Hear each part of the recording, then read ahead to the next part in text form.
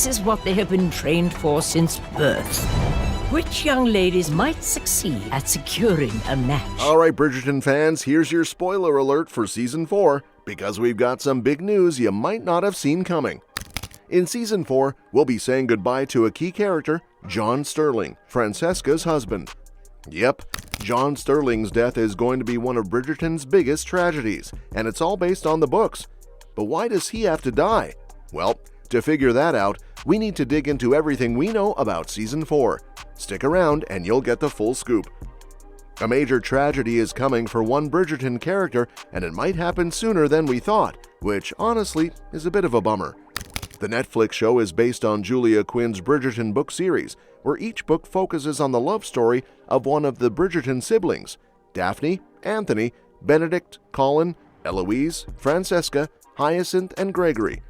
Since each season adapts one book, Season 1 is about Daphne, Season 2 focuses on Anthony, Season 3 follows Colin, and Season 4 will center around Benedict's romance. Production for Season 4 started in September 2024, but we probably won't see it until 2026. Season 3 skipped Benedict's book since it's the third in the series and went ahead with Colin's story, but Season 4 will finally dive into Benedict and Sophie's Cinderella-like love story, which many of us, including me, can't wait to see. However, I'm also a little worried about one heartbreaking tragedy from the books that could play out by the end of Season 4. In When He Was Wicked, in Francesca's book, her husband John Sterling dies suddenly from a cerebral aneurysm while they're at their home in Scotland. Francesca is devastated, and while she's pregnant at the time, she has a miscarriage. She grieves for 4 years before finding love again with Michael, who's now Michaela in the show. The show might adapt Francesca's story in Season 6, but there's a chance we could see John's death happen at the end of Season 4. Even though John and Francesca are married for 2 years before he dies in the books, it could fit with the show's timeline, especially if there's a time jump in Benedict's season. If John dies at the end of Season 4, it would give Francesca a whole season to mourn before she begins her romance with Michaela. That way, their relationship wouldn't feel rushed. Of course, this is all assuming Francesca gets her own season in Season 6, which seems likely. One thing we definitely need to brace ourselves for is that John Sterling's death will be one of the biggest tragedies in Bridgerton. Sure, each season, including Queen Charlotte, has its own emotional moments, but John's death is set to hit hard. The only other tragedy that might rival it is King George's illness, especially after getting to know him more in the prequel. Then there's Edmund's death, which happens before the events of the show, and though we only see it in one flashback, it's still gut-wrenching. As we head into Season 4, we've got to prepare ourselves for John's death, but let's be honest, nothing could ever fully prepare us for that level of heartbreak.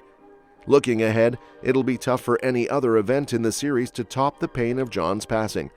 On a slightly brighter note, at least none of the other Bridgerton siblings' spouses die in the books, so we've got that to hold on to. Still, nothing will quite ease the inevitable heartbreak that's coming.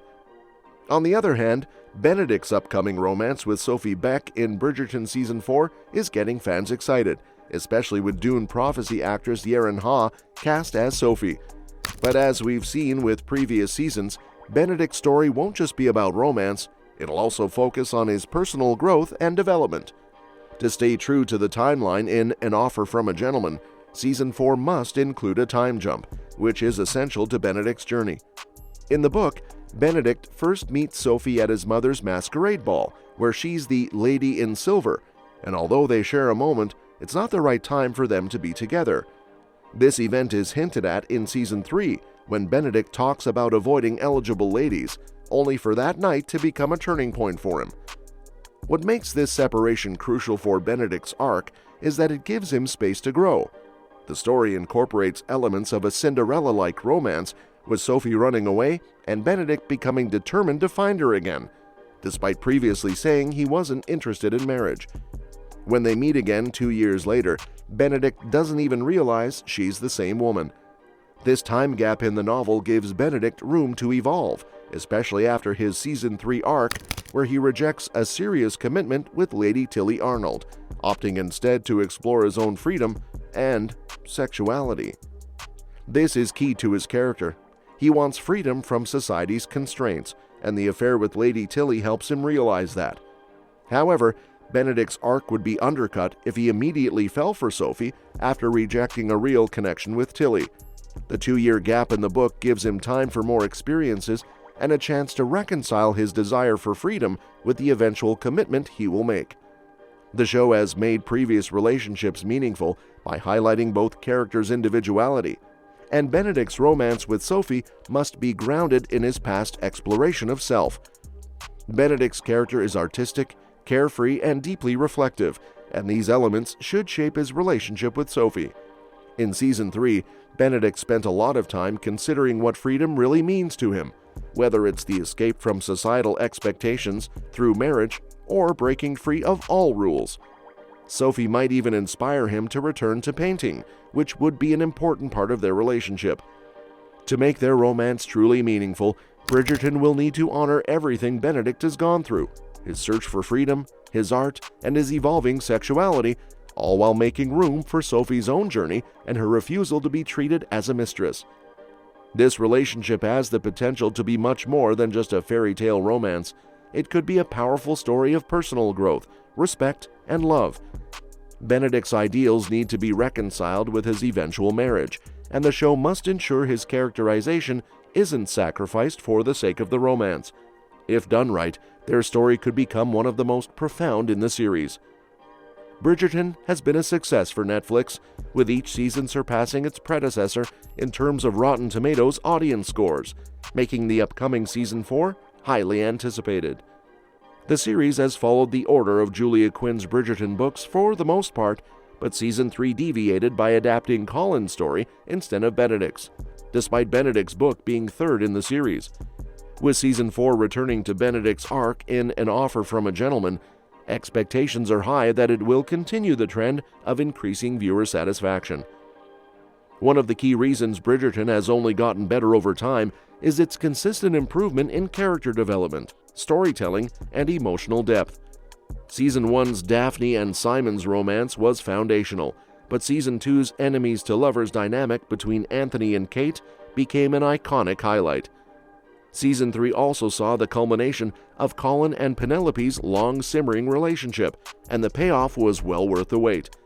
The audience appreciation has only grown, with Season 1 at 70%, Season 2 at 73%, and Season 3 at 78%, suggesting that each new season builds on the last in ways that resonate with fans. Season 4's challenge is to continue this upward trend.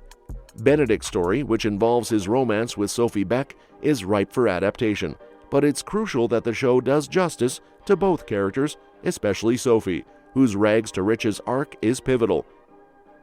Yaren Ha, who plays Sophie, has big shoes to fill as the character is beloved by fans of the book, and her portrayal will be a key factor in whether Season 4 can achieve the expected success.